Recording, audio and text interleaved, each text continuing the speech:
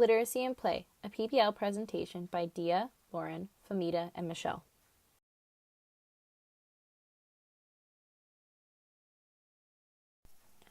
Our analysis and framework.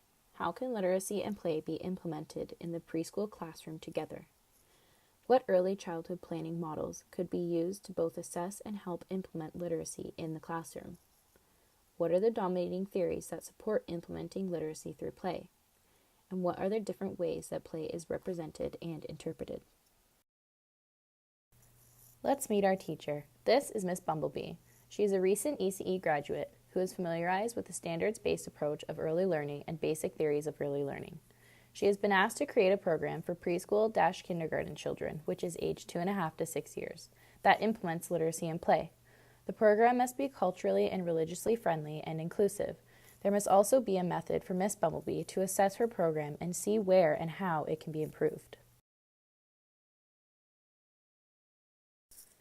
Some steps that Miss Bumblebee can take are choosing either standards-based versus developmental-based or incorporating both within her program, considering what theories govern play and govern literacy learning, by evaluating what the different types of play are and how to know if your classroom can accommodate them, knowing how to assess your program and the concepts you can use, choosing a theme that can accommodate literacy and play and be culturally inclusive, finding an early childhood model or more that can accommodate assessing your program, implementing your program with the themed activities that include literacy, theories that inform literacy and play, and looking at the different developmental stages of literacy in your class. Assessments, assessments, assessments. This is the part where things become a little bit tricky. Now, let's first look at why we assess our learners.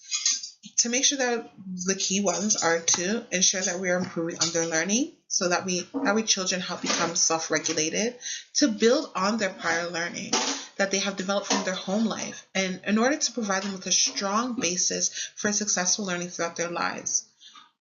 A quote from the kindergarten program 2016 is, "All children can benefit from classroom experiences that focus on literacy development. To maintain high expectations for all children, it is important for the educators to build on children's strengths and focus on what the child is already able to do." This goes to why we assess ourselves and the need for your program to have a method of assessment for itself. One of the key reasons why we assess ourselves is to make sure that we are offering that quality and that we are building on those strengths of the child, to make sure that our programs are equitable and inclusive to the different diversity of our learners, whether that is cultural, religious, accessibility, all different types of diversities. In our example, we have Miss Bumblebee, who's trying to appeal to the cultural and religious diversity of her classroom and ensure that literacy and play is there.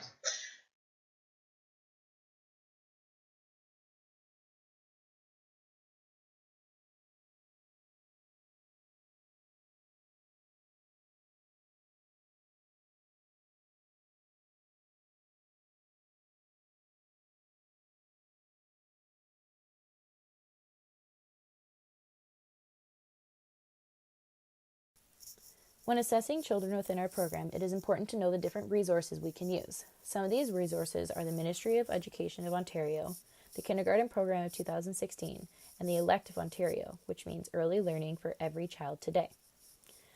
The Ministry of Education of Ontario states that observation is a key responsibility of early childhood educators and other early learning practitioners. The purposes of observations are to gain insight into how children learn, think, and make sense of their world, to gather information to create programs that build on children's natural curiosity, ideas, abilities, and life experiences, to provide opportunities for discussion among early childhood educators, other early learning practitioners, children, and families. These discussions support learning at home and in the early childhood setting. These observations and documentation include what the child has done throughout the week, coinciding with the documented program plan in the Ontario Elect Learning domains. Educators can document what elect domain and skills the child has been demonstrating, as well as what they can work on, and an artifact for evidence. These observations are kept on site and are accessible to the child's family at all times, until the child leaves the classroom permanently. Information about children's learning is gathered from observations, notes, photos, videos, voice recordings, and work samples from within the program and interactions with the children as a form of evidence of learning. After assessing her resources, Miss Bumblebee decided to use a fall theme for her class and use this theme to inspire literacy and play in her classroom. She did this by using a theme that is concrete and relevant to the child and connected activities related to fall, but also reflected literacy, such as a fall-themed reading corner with words on the wall falling down and a sensory retelling activity.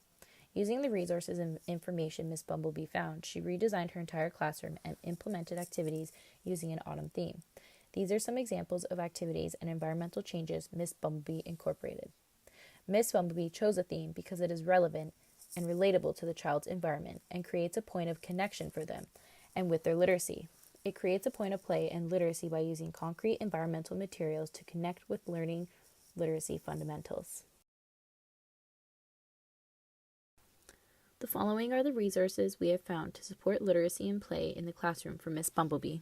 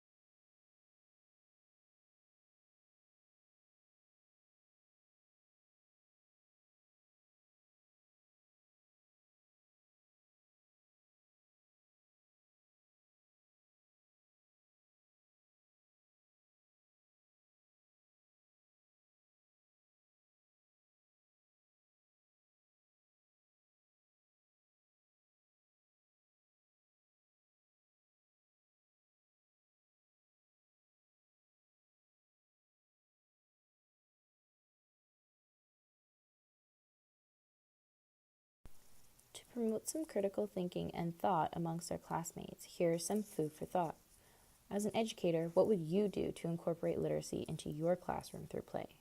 And why is it important to be culturally and religiously aware when incorporating literacy and play within the classroom?